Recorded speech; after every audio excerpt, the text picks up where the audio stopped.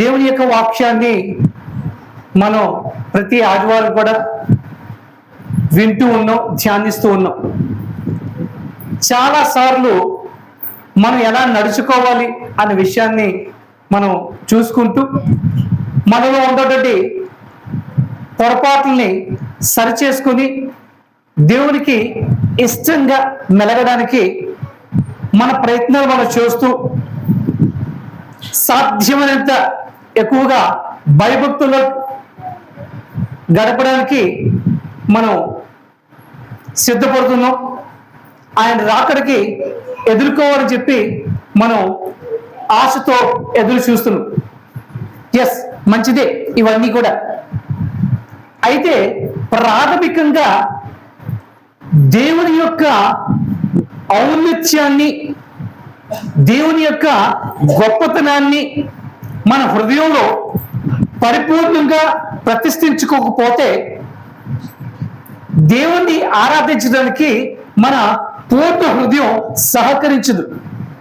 కాబట్టి ఆ దేవుని గురించి మరలా మనం జ్ఞాపకం చేసుకుంటూ మరలా ఆయన ఔన్నత్యాన్ని మనలో చేసుకుంటూ ఆయన మన హృదయంలో మరల స్థాపించుకుంటూ, ఇందాక కీర్తనకారుడు చెప్పాడే, నా ప్రాణమా యెహోవాను సన్నుతించుము అని.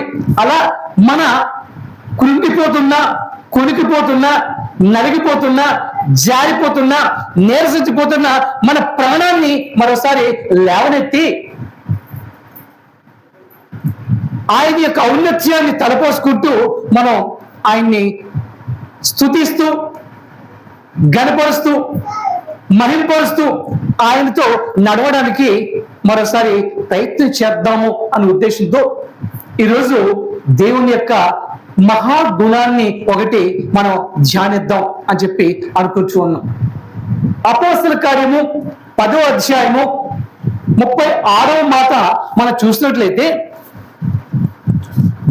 అపోస్తల కార్యము 10వ అధ్యాయము 36వ మాట మనం చూసినట్లయితే అపోస్తలుడైన పౌలు ఒక చక్కటి మాట ఒకే వాక్యంలో చక్కగా చెప్తున్నాడు. ఏమిటది? యేసుక్రీస్తు అందరికీ ప్రభువు. ఏంటంటే యేసుక్రీస్తు అందరికీ ప్రభువు. ఈ మాటని మనం మరల మనం వల్ల వేసుకుంటూ దాన్ని హృదయంలో ప్రతిష్ఠించుకుంటూ మన కలలో కూడా మనం ఆ మాటే మనం ధైర్యంగా చెప్పడానికి మన హృదయం నిండా ఆయన యొక్క ఔన్నత్యం నిండి ఉన్నప్పుడే, ఆయన గొప్పతనం తెలుసుకున్నప్పుడే, ఆయనతో మన సంబంధ బాంధవ్యాల్ని సరైన రీతిలో అంటే నిలుపుకున్నప్పుడే మనం ఆయన్ని ఆ విధంగా స్తుతించగలుగుతాం. ఆయనతో కలిసి నడవడానికి మనకి ఒక చక్కని అవకాశం కలుగుతూ ఉంటుంది. ఎస్, నిజమే, యేసుక్రీస్తు అందరికీ ప్రభువే. ఎంతమంది ఒప్పుకుంటున్నారు నాకు ప్రభు అని? ఎస్, ఆయన నీకు నాకు సర్వలోకానికి ఆయన ప్రభువే. కాబట్టి ఆయన వ్యక్తిగతంగా మనందరినీ చూచి, వ్యక్తిగతంగా ప్రతి ఒక్కరిని కూడా చూచి ఒక మాట అంటున్నాడు. ఏమిటో చూద్దామా? అది యేషయా భక్తుడి ద్వారా మాట్లాడుతూ ఉన్నాడు.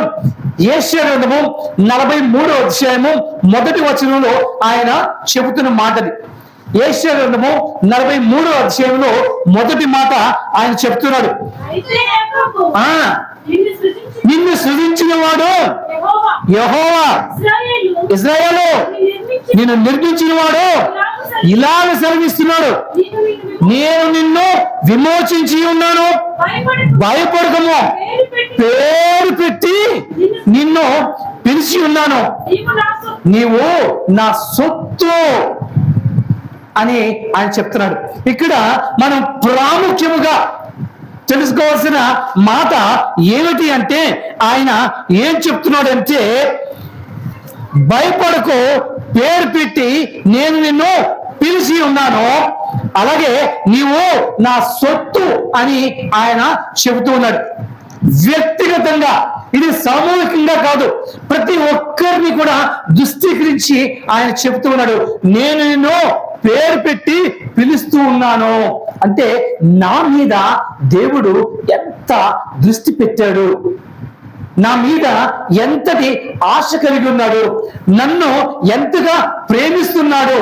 అంతేకాదు ఆయన ఏమంటే నీవు నా సొత్తు అంటాడు.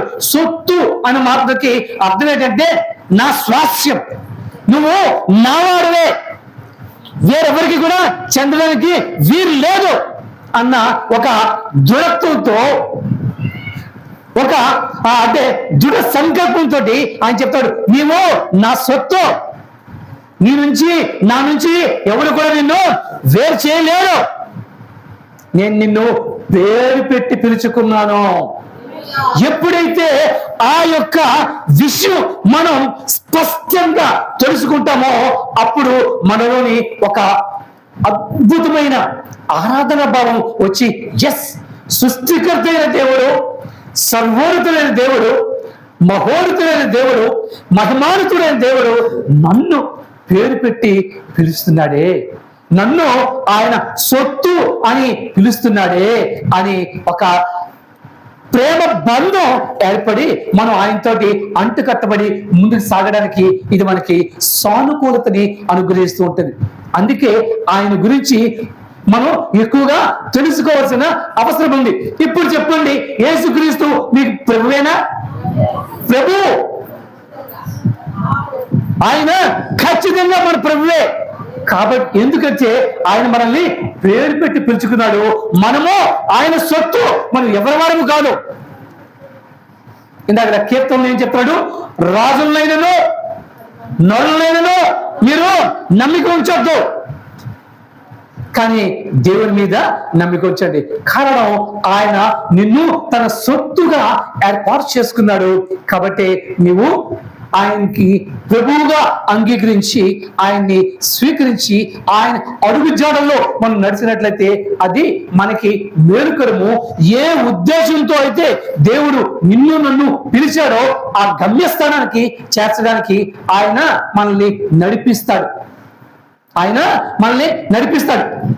అయితే ఈ దినాల్లో కూడా కేవలం పెదవులతోటే దేవుని స్తుతించి, దేవుని ఆరాధించి, దేవుని గణపరిచి, దేవుని దృష్టికి యోగ్యులుగా కాకుండా పోతున్నారేమో అనే భావనతోటి మత్తయి సువార్త 7వ అధ్యాయము 21వ వచనంలో ఆ యొక్క దాసుడు ఒక మాట చెప్తూ ఉన్నాడు. మత్తయి సువార్త 7వ అధ్యాయము 21వ మాట, ప్రభువా ప్రభువా అని పిలిచి ప్రతి వారు కూడా పరలోక రాజ్యము ప్రవేశించును, కానీ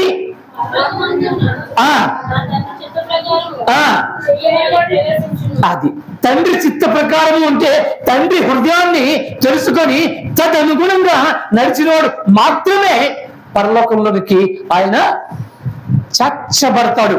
అంతేగాని కేవలం అందరూ వచ్చారు కదా అని మనం వచ్చి, లోకం అంతా పరిగెడుతున్నారు కదా మనం పరిగెడుతూ, అందరూ భజన చేస్తున్నారు కదా మనం భజన చేస్తూ, అందరూ అంటున్నారు కదా మనం ప్రభువా ప్రభువా అని అరుస్తే అది చాలదు, అది పరలోకం తీసుకెళ్ళదు. నువ్వు ప్రభువు అని అంగీకరించినప్పుడు ఆయన్ని నువ్వు ప్రభువుగానే స్థిరపరచుకోవాలి. అయితే ప్రభువు అన్నప్పుడు ప్రభు అంటే ఏమిటి అన్న ఆలోచన, అలాగే ప్రభు అంటే ఏమిటి అని మనం క్షుణ్ణంగా తెలుసుకున్నప్పుడే ఆ ప్రభుత్వాన్ని, ఆయన అధికారాన్ని, ఆయన ఆధిపత్యాన్ని, ఆయన నడిపింపుని మనం స్వీకరించగలుగుతాం. ప్రభు అన్నారు కదా అని మనం కూడా ప్రభు అనేస్తే కాదు, చాలది. మన హృదయంలో ప్రభు అంటే ఏంటి, ప్రభు అంటే ఆయన గుణ లక్షణాలు ఏమిటి, ఆయన మన ప్రభువుగా అంగీకరిస్తే మనకేంటి లాభం అన్న విషయాన్ని మనం క్షుణ్ణంగా తెలుసుకున్నప్పుడు ఆయనతో అంటకట్టుబడి మనం ముందుకు సాగడానికి అది దోహదపడుతుంది. ఆయనతో అంటకట్టబడకుండా మనం ప్రభువా ప్రభువారు పిలిస్తే మనం ఆయన పరలోకంలోకి చేరం. యోహాను సువార్త 15వ అధ్యాయంలో మాట ఉంటుంది, నాకు వేరుగా ఉండి మీరు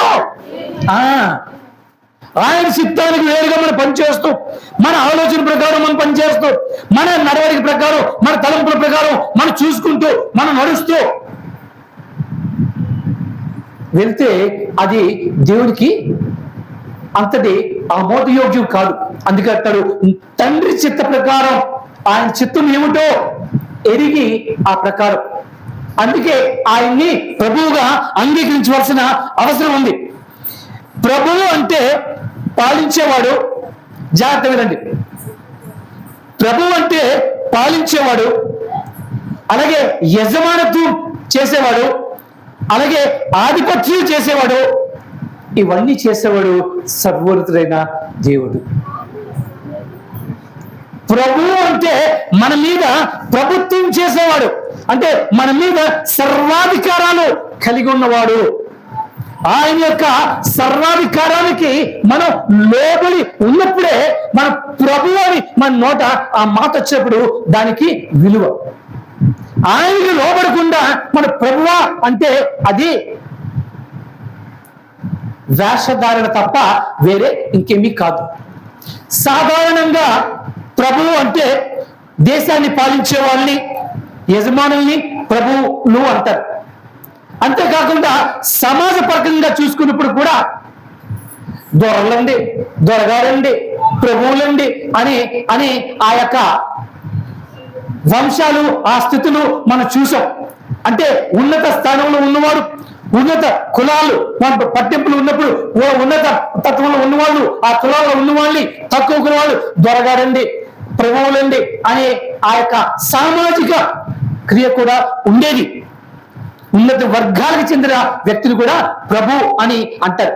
ఇక మతపరంగా మనం చూస్తే దేవుడు తప్ప వేరెవరు కూడా ప్రభు అని అనిపించుకోవడానికి యోగ్యుడు కాదు. ప్రభు మాత్రమే ఆయన యోగ్యుడు ప్రభు అనడానికి కారణం ఏంటంటే ఆయన రక్షకుడు కాబట్టి. ఎవరైతే నీ మీద దృష్టి ఉంచి నీ సంరక్షణ, నీ రక్షణ అన్ని కూడా ఆయన చూసుకుంటాడో ఆయనకు మాత్రమే నీ మీద అధికారం చలాయించే హక్కు ఉంటుంది. ఆయనే మన ప్రభువు అంటాడు. మనం ఆయన్ని ప్రభువుగా స్వీకరించడానికి మనం అంగీకరించి ఆయనకి లోబడి మనం వెళ్ళవలసిన అవసరత ఉంటుంది. ప్రభువు అన్న పదం చూసాంగా, ప్రభువుకి ఉన్న లక్షణాలు ఏమిటి అంటే ఆయన నమ్మకమైన ప్రేమ గలవాడు. ప్రభు ఎలా ఉంటాడంటే తన దగ్గర దాసులుగా ఉన్నవారు, తన మీద ఆధారపడినవారు, తనని అంటే అంగీకరించి తనతోటే అనుకున్న వారిని ఆయన నమ్మకమైన ప్రేమతో, దయతో ఆయన నడిపిస్తాడు. ఎవరికైతే అటువంటి గుణ లక్షణాలు ఉంటాయో ఆయన ప్రభువు అయి ఉంటాడు.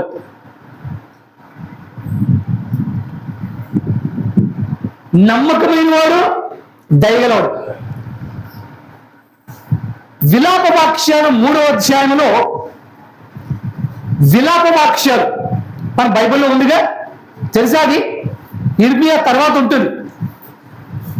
విలాప వాక్యాల్లో 3వ అధ్యాయంలో 22, 23 వచనాలు చూస్తే అక్కడ దేవుని యొక్క నమ్మకమైన స్థితిని, ఆయన దయ యొక్క విశేషాన్ని అక్కడ భక్తులు చెప్తూ ఉన్నారు. చూడండి ఒకసారి.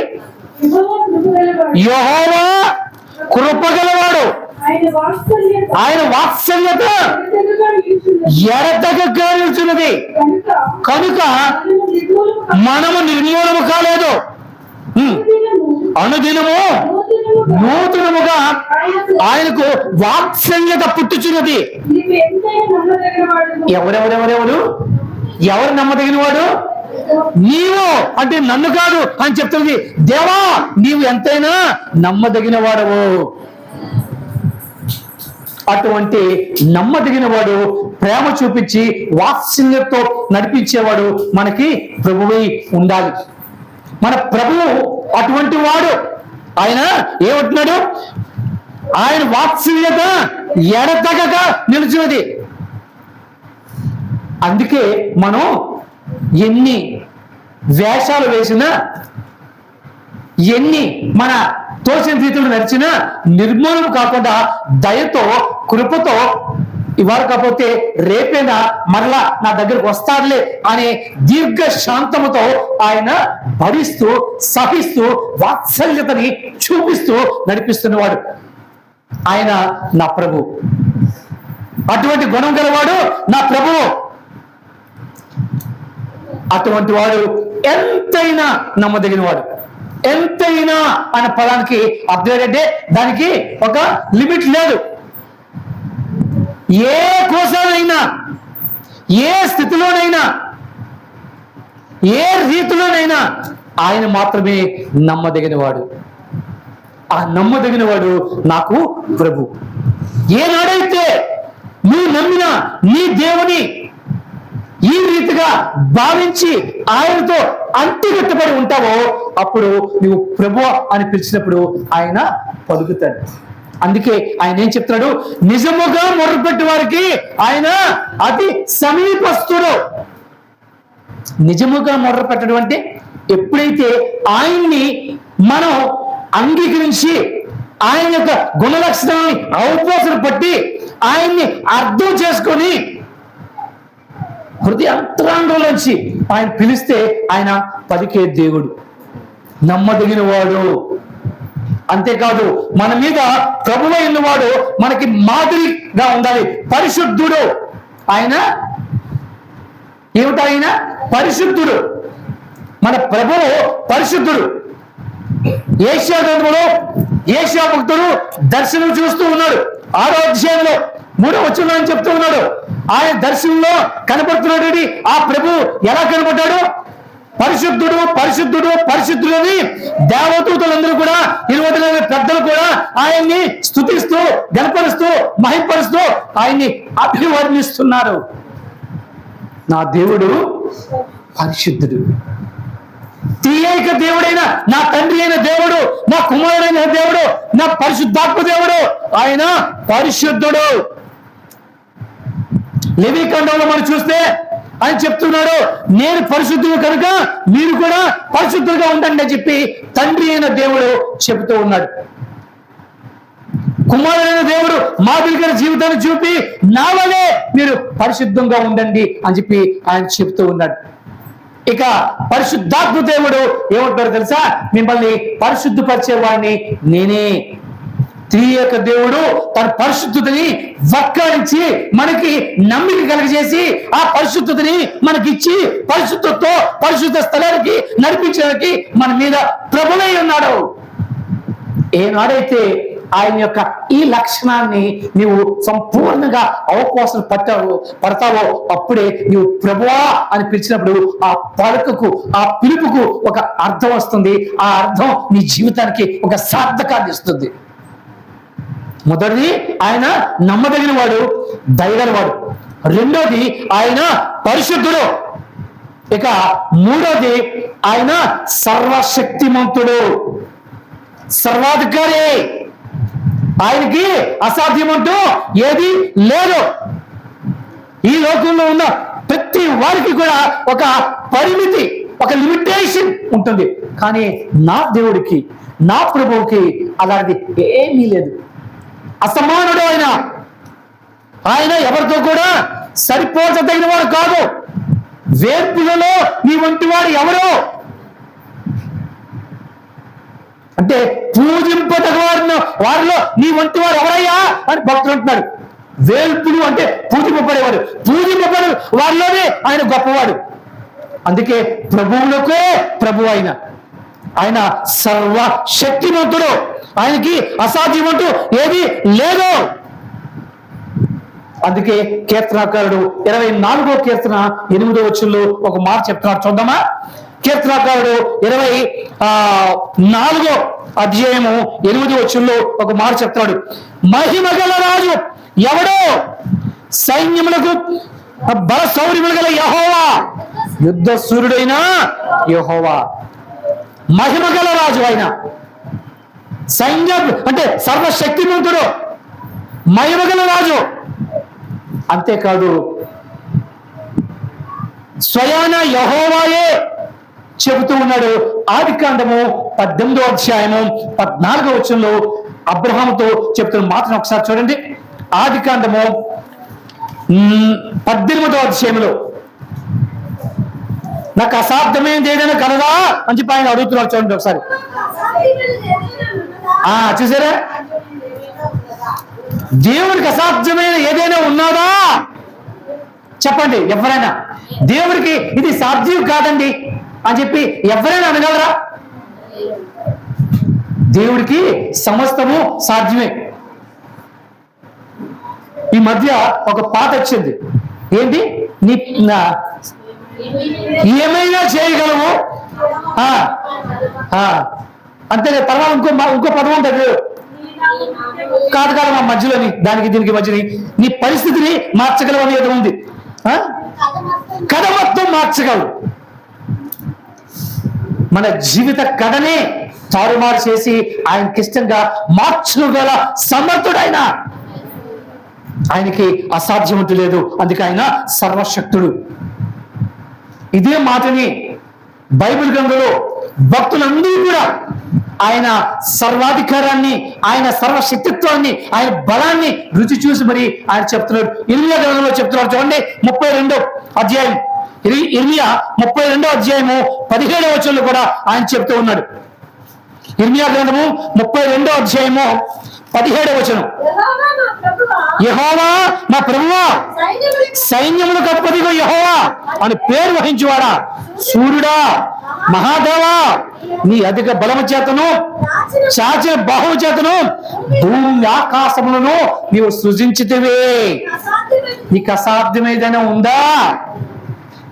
సర్వ సృష్టిని కూడా నోటి మాటతో సృష్టించిన మహాప్రభు ఆయనకి అసాధ్యమైంది ఏది లేదు అని చెప్తున్నాడు. కేవలం పాత నిబంధన గ్రంథంలోని ఆయన యొక్క సర్వశక్తిత్వాన్ని, ఆయన సర్వాధికారాన్ని, ఆయన యొక్క సంపూర్ణత్వాన్ని ఇన్ని మాత్రమేనా మనం చూస్తామంటే నో నో నో నో. మన ఆది నుంచి అంతవరకు కూడా ఆయన సర్వశక్తిమంతుడే, సర్వాధికారియే. చూడండి, రోమీయుల రాసిన పత్రిక 1వ అధ్యాయము 8వ వచనంలో ఒక మాట రాయబడుతుంది. రోమీయుల రాసిన పత్రిక 1వ అధ్యాయము 8వ వచనం, నీ విశ్వాసము సర్వలోకమును ప్రచురణ చేయబడుచున్నట్టును బట్టి మొదట నీ అందరి నిమిత్తము వచ్చి యేసుక్రీస్తు ద్వారా నా దేవునికి సర్వలోకములకు ప్రచురణ చేస్తున్నట్ట. ఆయన యొక్క శక్తియుక్తులు, అటువంటి గొప్ప సర్వాధికారి, సర్వ సైన్యాధిపతి, సర్వశక్తిమంతుడు అటువంటి ఆయన నా ప్రభు. నీ ప్రభువు ఎటువంటి వాడో నువ్వు తెలుసుకుంటే, నీ ప్రభు ఎటువంటి వాడో అని సంపూర్ణంగా ఆయన విశ్వసిస్తే నీవు నోరారా మనసారా నువ్వు చెప్పగలుగుతావు, ఎస్ నా యేసు నాకు ప్రభు. నా యేసు నాకే కాదు, అపోస్తలుడు పౌలు చెప్పినట్టుగా యేసుక్రీస్తు అందరికీ ప్రభువు, మానవాళికే ప్రభువు అని మనం చెప్పగలుగుతాం. ఈ మాటలు ఎందుకు చెప్తున్నా తెలుసా? మనం ప్రభువుని ప్రకటించే మాసం అయిన అందరూ కూడా, ప్రపంచం అంతా కూడా పండుగ చేసుకుంటూ యేసు ప్రభు పుట్టాడు అని సంబరాలు చేసుకుంటారు దినం. ఆ యేసు ఎవరు అంటే నా ప్రభువు అని మనం ఘనంగా, గొప్పగా, బలంగా, దృఢంగా, నిశ్చయముగా మనం చెప్పగలిగినప్పుడు దేవుడు మహిమపరచబడతాడు. ఈ యొక్క గుణ లక్షణాలు, ఆ యొక్క ప్రభువు యొక్క గుణ లక్షణాలు మనం తెలుసుకోకపోతే ఆయన మనం ఎలా కనపరుస్తాం? ఏమోనండి ఆయన అన్నాడండి అందుకు ఆయన నాకు ప్రభు అండి అంటే ఎలా ఉంటుంది? అవునా? నీ హృదయంలో ఆ దృఢత్వం అది ఉండాలి. ఆయన నా ప్రభు, ఎస్, కలనైనా నేను మరువను ఆయన్ని. ఆయన నా ప్రభు, నా మీద సర్వాధికారే, ఆయనకి నేను లోబడి ఉన్నాను, ఆయన నా మీద రాజ్యం చేస్తున్నాడు. అంతేకాదు, కేవలం నమ్మదగిన వాడు, దయగలవాడు, కేవలం పరిశుద్ధుడు, కేవలం సర్వ సైన్యాధిపతి మాత్రమే కాదు, ఆయన సర్వజ్ఞుడైన దేవుడు. ఏ దేవుడు? సర్వజ్ఞుడు అంటే పరిపూర్ణ జ్ఞానము గలవాడు. నీ నా జ్ఞానం ఎంత? ఆయన సర్వజ్ఞుడు. ఆది అంతము కలిగిన వాడు, భూత వర్తమాన భవిష్యత్తు సమస్తాన్ని కూడా ఎరిగినటువంటి వాడు, జ్ఞానం కలిగిన వాడు, సర్వజ్ఞాని. ఆయన జ్ఞానానికి పరిమితి లేదు. ఆయన జ్ఞానం ఇంత అని చెప్పడానికి మనకెవరికి కూడా సాధ్యపడదు. అటువంటి జ్ఞానం కలిగిన వాడు. ఆయన హృదయాన్ని ఎరిగినటువంటి భక్తుడు 147వ కీర్తన 5వ వచనంలో ఈ మాట రాస్తున్నాడు. చూద్దామా? ఆయన హృదయాన్ని ఎరిగినటువంటి ఆ భక్తుడు 147వ కీర్తనలో ఆయన యొక్క జ్ఞానం గురించి రాస్తున్నాడు. చూడండి ఒకసారి. దేవుడు ఆర్భాటంతో ఆరోహణమాయెను, బోరధ్వనితో యెహోవా ఆరోహణమాయెను. దేవుని కీర్తించుడి, మన రాజును కీర్తించుడి. దేవుడు సర్వభూమికి రాజయ్యాడు, రమ్యముగా కీర్తనలు పాడండి. అమ్మా 147:5. మన ప్రభువు గొప్పవాడు, ఆయన అధిక శక్తి గలవాడు, ఆయన జ్ఞానమునకు ఏమిటి? ఆయన జ్ఞానమునకు జాగ్రత్త చెప్పండి. మతి లేదనతో మితి లేదు. చాలా మంది అంటుంటే బాగా వినపడిన వాక్యం కదా, ఆయనకి మతి లేదు. అది కాదు, మితి. మితి అంటే లిమిటేషన్. ఆయన జ్ఞానానికి మితి లేదు, అంటే లిమిటేషన్ లేదు. అనంత జ్ఞాని అయిన దేవుడు. మనం ఐక్యూ టెస్టులు పెడుతూ ఉంటాం పిల్లలకి, టీచర్లు. మీకు తెలుసు కదా ఐక్యూ. మానవుని యొక్క ఐక్యూ దేవుని యొక్క ఐక్యూతో పోల్చుకుంటే సమ్ పాయింట్ ఎంతో. మానవుని యొక్క ఐక్యూ ఎంత? సమ్ పాయింట్, ఒకటి కూడా కాదు, 0 ఎంతో. అంటే అంతటి మనం దాన్నే గర్విస్తూ ఉంటాం. మా పిల్లలు చాలా జ్ఞానవంతులండి, అబ్బో మహాజ్ఞానం అండి అని మనం గర్విస్తుంటాం. అలాంటిది దేవుని ముందు కుప్పగింతలు వేయడమేగా. దేవుడు అనంత జ్ఞాని, ఆయన సర్వజ్ఞుడు. జ్ఞానం నేర్చుకోవాలంటే ఆయన దగ్గరే. అందుకే యాకోబు 1వ అధ్యాయంలో ఆయన ఏమంటున్నాడు? నీకేమైనా జ్ఞానం కొదవగా ఉన్నట్లయితే ఆయన అడుగు. ఎవరిని అడగాలి? నీకు జ్ఞానముగా కొదువు ఉన్నట్లయితే ఆయన అడుగు. ఆయన నీకు జ్ఞానాన్ని ప్రసాదిస్తాడు.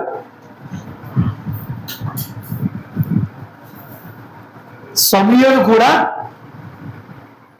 ఆయన ఇచ్చిన జ్ఞానం తోటి అనేక రీతిలుగా పొగడపడ్డాడు. కానీ ఆయన జ్ఞానం దేవుని జ్ఞానం ఉంది ఏమాత్రం అని చెప్పి అనుకుంటూ ఉన్నారు. చూడండి, 1 సమూయేలు గ్రంథము 2వ అధ్యాయము 3వ వచనం. యెహోవా అనంత జ్ఞాని అయిన దేవుడు, ఆయన క్రియలను పరీక్షించువాడు. ఇకను అంత గర్వముగా మాట్లాడకండి, గర్వపు మాటలు మీ నోట రాని. అదే, నాకే జ్ఞానం ఉందని వెర్రవేయవద్దు. దేవుడు అనంత జ్ఞాని, అంతము లేనటువంటి వాడు, ఇన్ఫినైట్ నాలెడ్జ్. అటువంటి జ్ఞానం గలవాడు. నీకు జ్ఞానం తక్కువగా ఉంటే వెళ్ళి ఆయన అడుగు, ఆయన అనుగ్రహిస్తాడు. అటువంటి జ్ఞానుడు అయినటువంటి ఆ దేవుడు నీకు నాకు ప్రభువుగా ఉంటే మనం ఎంత ఆనందించాలి. కాబట్టి నా ప్రభువు సర్వజ్ఞుడైన దేవుడు. నాకు జ్ఞానం కొద్దుగా ఉంటే ఆయనకు జ్ఞానాన్ని అనుగ్రహించి నన్ను ఆయన యొక్క విశేష కార్యాల్ని అర్థం చేసుకునేటట్టు చేయగలడు. అందుకే ఆయన నాకు ప్రభు. ఆషామాషిగా ఆయన నాకు ప్రభు అంటే కుదరదు.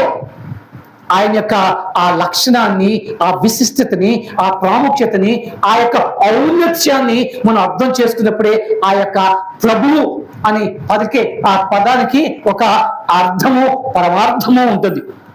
అంతేకాదు ఆయన నీతో ఎలా మాట్లాడతాడు, ఆ జ్ఞానాన్ని ఎలా ఇస్తాడు, ఆయన ప్రభు అని నీవు ఎలాగ అంగీకరించగలవు అంటే దేవుడు ఆత్మ కనుక ఆ ఆత్మ నీ ఆత్మతోటి బోధిస్తూ ఉంటుంది. అందుకే అంటూ ఉన్నాడు యోహాను భక్తుడు, దేవుడు ఆత్మ కనుక ఆయన ఆరాధించేవారు దేంతో ఆరాధించాలి? ఆ ఆత్మ మీకు బోధిస్తూ ఉంటుంది. అపోస్తలుడైన పౌలు రోమీయులకు రాసిన పత్రికలో అంటున్నాడు, మీరు ఎలా ప్రార్థన చేయాలో, యుక్తముగా ప్రార్థన చేయాలో మీకు తెలియనప్పుడు కూడా ఆ పరిశుద్ధాత్మ దేవుడు మీ తరఫున ఆయన ప్రార్థన చేస్తూ ఉంటాడు. నా ఆత్మలో ఆయన నాకు ప్రభు అయి ఉన్నాడు. ఆయన ఆత్మ నాకు నా మీద ప్రభుత్వాన్ని చేస్తున్నది, అధికారం కలిగి ఉన్నది. కాబట్టి ఆయన నాకు ప్రభు. ఇప్పుడు ధైర్యంగా చెప్పండి, యేసుక్రీస్తు నాకు ప్రభువు అని చెప్పగలరా? చెప్పండి ఒకసారి గట్టిగా. పక్కా చెప్పండి, ఏ నాకే కాదు నీకు ప్రభువే అని. మనందరికీ ప్రభువే అని చెప్పండి. అపోస్తలుడైన పౌలు అదే చెప్తాడు, యేసుక్రీస్తు అందరికీ ప్రభువు. ఈ గుణ లక్షణాలు ఆయనలో ఉన్నాయి కాబట్టి ఆయన ప్రభువు అయి ఉన్నాడు. ఆయనకుంటే నాకేంటండి అని మీరు అడగచ్చు. ఉన్నాయి, నిజమే, దేవుడికి అన్నీ ఉన్నాయి, నాకేంటి అని అడగచ్చు. ఒకవేళ ఆయనతో నువ్వు సహవాసం చేస్తే,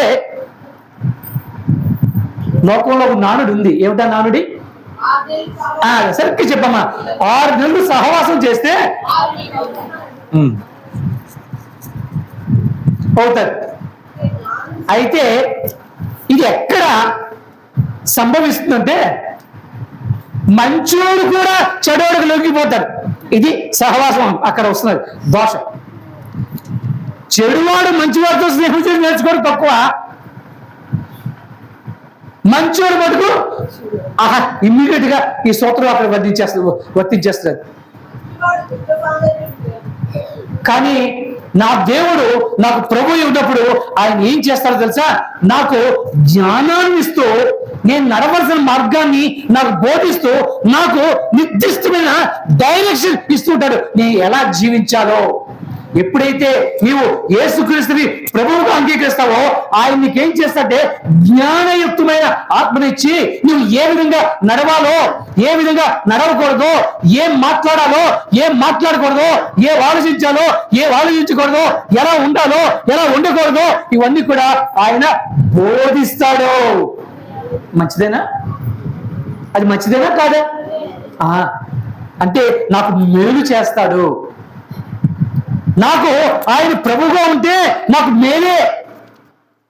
ఎందుకంటే నాకు ఈ లోకంలో ఎవ్వరికీ లేని జ్ఞానాన్ని ఆయన నాకు ఇస్తాడు.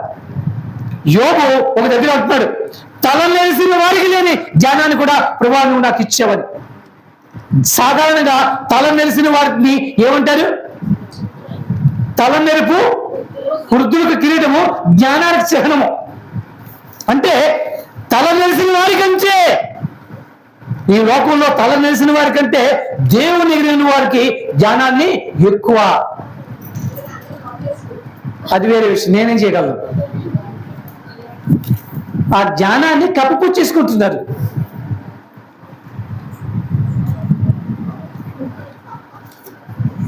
ఏషియా గ్రంథము 48వ అధ్యాయము 17వ వచనాన్ని ఒకసారి చూద్దామా? ఏషియా గ్రంథము 48వ అధ్యాయము 17వ వచనం.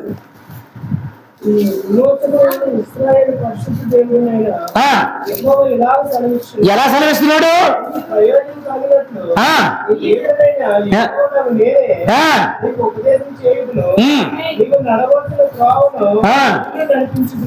గది చూసారా ఎలా చెప్తున్నాడు ఆయన? నేను నీకు ఉపదేశం చేస్తున్నాను, నీవు నడవలసిన మార్గమును నడిపించదును, నీకు ప్రయోజనం కలిగినట్లు. ఎవరికెవరికి? నాకు ప్రయోజనం కలిగేటట్టు దేవుడు నాకు జ్ఞానాన్ని ఇచ్చి నా చేయి పెట్టి ఆయన నడిపిస్తాడు. ఆయన నాకు ప్రభువుగా ఉంటే నేను మార్గము తప్పిపోను. సామెతల గ్రంథంలో రాస్తున్నాడు, బాలుడు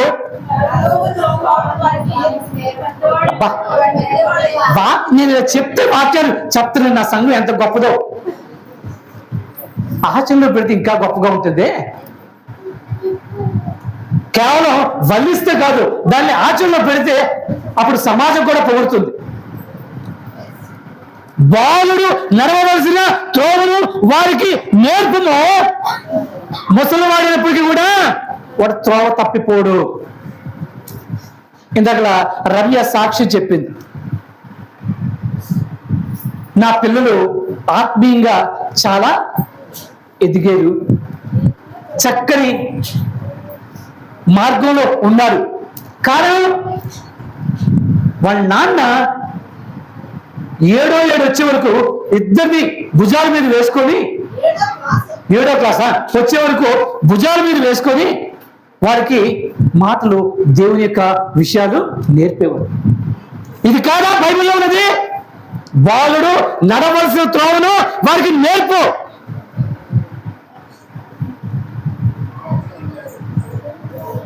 జ్ఞానాన్ని ఇచ్చేవాడు, మనకి జ్ఞానం ఇస్తాడు ఆయన నా మీద ప్రభువుగా ఉంటే. ఇకపోతే ఆ ఆధ్యాత్మిక ఆశీర్వాదాలను కూడా మనవే. దేవుడు మనకి ప్రభుగా ఉంటే దేవుని యొక్క ఆశీర్వాదాలన్నీ కూడా ఆయన మనవే. ఆయన ఏమంటున్నాడు? ద్వితీయోపదేశ కాండంలో మనం చూసినప్పుడు, ఈ ఆజ్ఞలను పాటించినట్లయితే ఈ దీవెనలన్నీ కూడా నీవే. ఆయన నువ్వు ప్రభువుగా అంగీకరించి ఆయన ప్రభుత్వంలో నువ్వు నడుస్తూ ఉంటే, ఆయన అధికారం కింద లోబడి నువ్వు నడుస్తూ ఉంటే ఈ దీవెనలన్నీయో నీవే.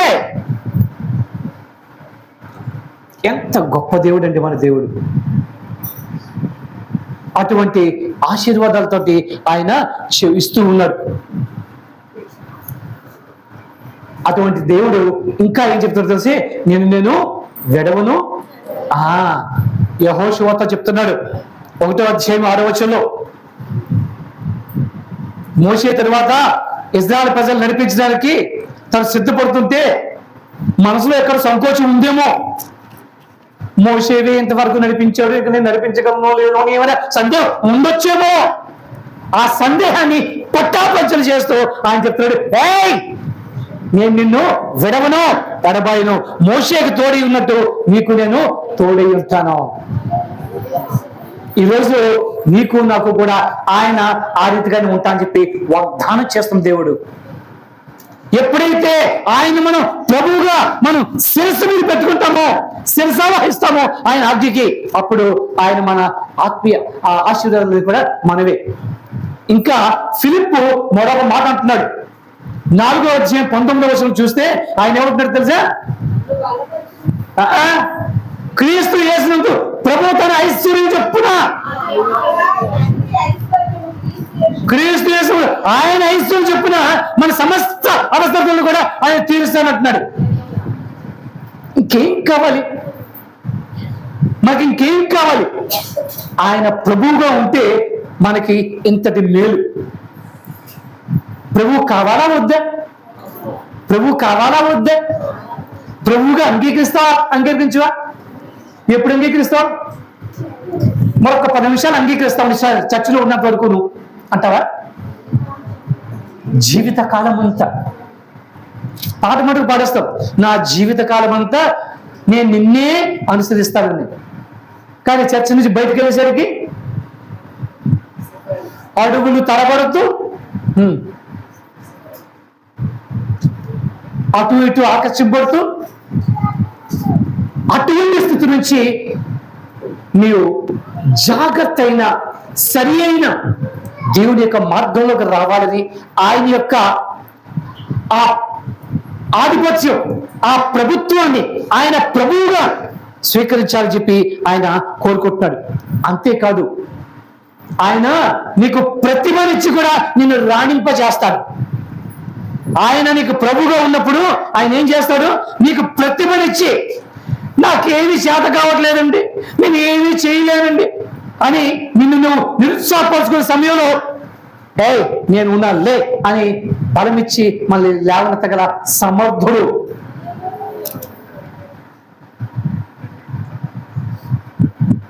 సొలొమోను మందిరం కట్టడానికి సిద్ధమవుతున్నప్పుడు, దేవుని మందిరం కట్టడానికి సిద్ధమవుతున్నప్పుడు ఆయన చెప్తున్నాడు, నేను బెసాలీలకి జ్ఞానాన్ని ఇచ్చాను.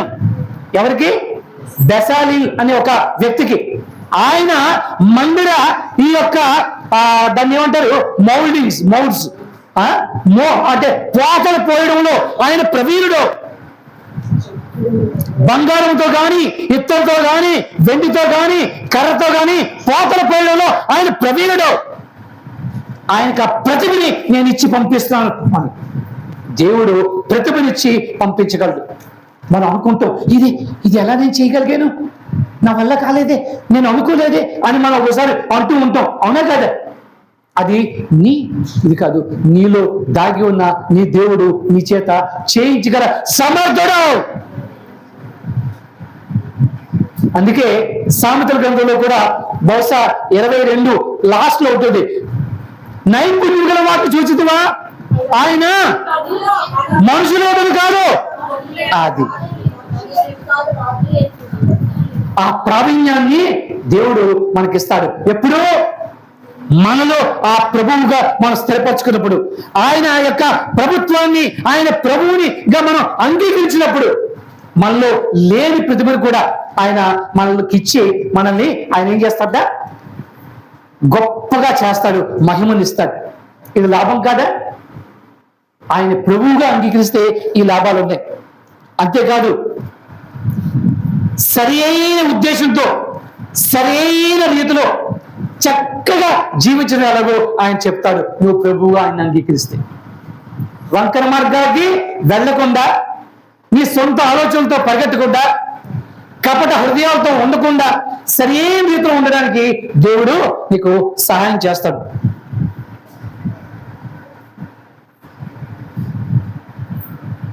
దేవుని మీద ఆధారపడు, దేవుని ప్రభువుగా స్వీకరించి నీవు ఎలా నడవాలో.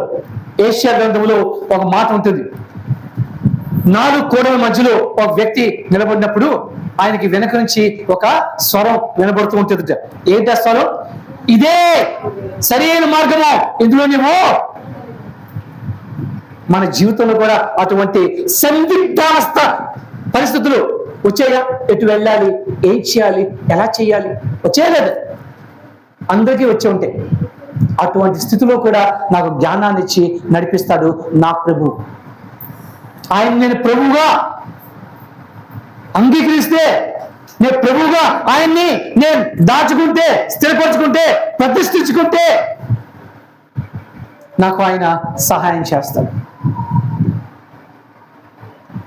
25 ఏళ్ల కిందటో 30 ఏళ్ల కిందటో దేవుడు నాకు ఒక దాసుడి ద్వారా వాగ్దానం చేశాడు, నువ్వు దేవుడి పని చేయి, నీ పని నేను చేస్తానన్న. నువ్వు దేవుడి పని చేయి, నీ పని నేను చేస్తాను వాగ్దానం చేస్తాడు. నమ్మదగిన వాడు ఆయన నా పనులన్నీ కూడా చేసుకొచ్చాడు. నా పిల్లలు ఉద్యోగాల్లో కావచ్చు, వాడి పెళ్ళిళ్ళ విషయాల్లో కావచ్చు, ఇంటి విషయాల్లో కావచ్చు, నేను ఏమాత్రం కూడా పట్టించుకోలేదు. ఆయన దేవుడు ఆయన నడిపించుకొని తీసుకుని వెళ్ళాడు. ఆయన నమ్మదగిన దేవుడు. సరి అయిన ఉద్దేశంతో, సరి అయిన సమయంలో, సరి అయిన స్థితిలో, సరి అయిన మార్గంలో ఆయన నడిపించగల సమర్థుడు. ఎప్పుడైతే ఆయన నువ్వు ప్రభువుగా ప్రతిష్ఠించుకుంటావో నీ హృదయంలో. చివరిగా దేవునితో సత్సంబంధం ఏర్పడడానికి అది ఉపయోగపడుతుంది. ఎప్పుడైతే నీవు నీ దేవుని ప్రభువుగా నీ హృదయంలో ప్రతిష్ఠించుకుంటే దేవునితో ఏం ఏర్పడుతుంది? చక్కటి బాంధవ్యాలు, అనుబంధం. నీవు లేక నేను లేను, నేను లేక నీవు లేవు అని పాడుకోవడం కాదు. అది మన జీవిత సరళిలో అది మనకి దేవునితోటి కలిసి నడవడానికి అవకాశం ఉంటుంది. హానోకు దేవునితో ఎలా నడిచాడు? ఎందుకు నడిచాడు? దేవునితో ఏక మనసు కలవాడే ఆయన నడిచాడు. ఆ సంబంధాన్ని నిలుపుకున్నాడు. ఈరోజు మనం కూడా ఆ దేవునితో ఆ సంబంధం తెగిపోకుండా మనం స్థిరపరచుకొని మనం ముందుకు వెళ్తే అది మనకి మేలుకరం. ఆనాడు మన పితరులు దేవుని ఆజ్ఞని ఉల్లంఘించి, అతిక్రమించి దేవుని నుంచి దూరమైపోయాం. కాబట్టి ఈనాటి వరకు కూడా ఇంకా మనం చేరలేకపోతున్నప్పుడు దేవుడే దిగి వచ్చి ఆ యొక్క తెగిపోయిన ఆ బంధాన్ని మరలా పునర్నిర్మించి మనల్ని ఆయనతో ఐక్యపరిచాడు.